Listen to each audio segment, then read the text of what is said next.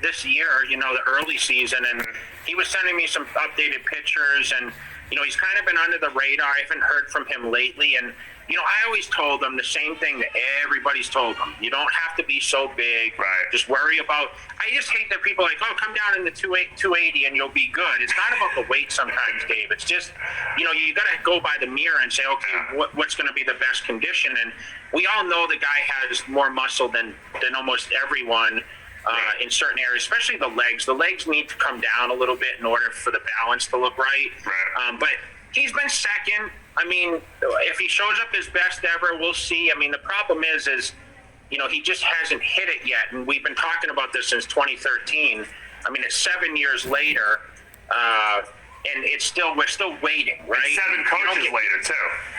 Yeah, so, you know, it's hard as you get older, right? You usually peak into your late 30s, and, you know, there's the rare cases that people go into their 40s and compete. I mean, 20 years ago, it was unheard of that a guy competes at 40 years old at the biggest contest in the world, except for the Albert Beckel days or whatever, but that was a few anomalies of that kind of stuff. Yeah.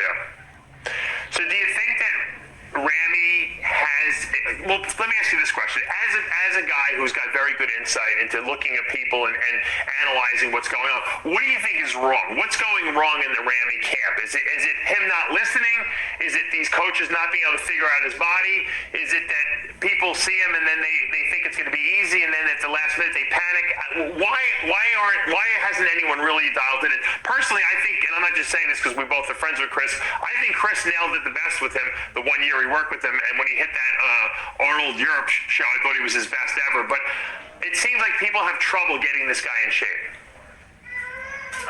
From the outside in, Dave, I'd have to say, and this, I don't know anything about his nutrition, but I would probably say the guy is a genetic wonder where it probably doesn't take a lot of calories for him to be as big as he is. Right. So when you work with someone, you think, okay, the guy's huge, he's 300 pounds, I have to feed him enough for a 300-pound bodybuilder. So if you follow what kind of tools we all use as nutritionists to diet people down, I would think that the guy probably has to basically eat a lot less calories than I ever had to dial down, and I think that's where the confusion is. And you know, you can put the guy on 3 hours of cardio a day, but maybe that doesn't work. But I see him as like a low-carb dieter, which can be a little tricky sometimes because, you know, sometimes the body just fights to take the rest of the body fat off, and it's hard to dial him down. That's my opinion, and I think, you know, there's confusion with him, and I think it's nerves. I think he has nerves when he gets up there because there's so much pressure on this guy. Because when you have the name Big Ramy, what are the expectations, right? Right.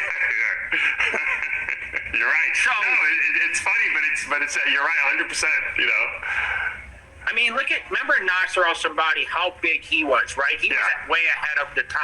Right. I mean, he was a guy that competed at 280. Yeah. And, you know, he was in great condition. And, I mean, he was knocking at Dorian's door a couple times. And it just from the backside, he just wasn't as comparable. But, I mean, realistically, he was one of the freakiest bodybuilders we've ever seen. Absolutely. And he had reckless cockiness, which is why I believe he was so good, because he really believed he was that good, you know? Yeah. So it's the big question mark. I mean, I don't work with the guy. I don't know what he eats. I don't know how he trains. I've seen a few videos, but I just think, you know, sometimes the people around you, you've got to kind of solitude yourself and just kind of follow your own path.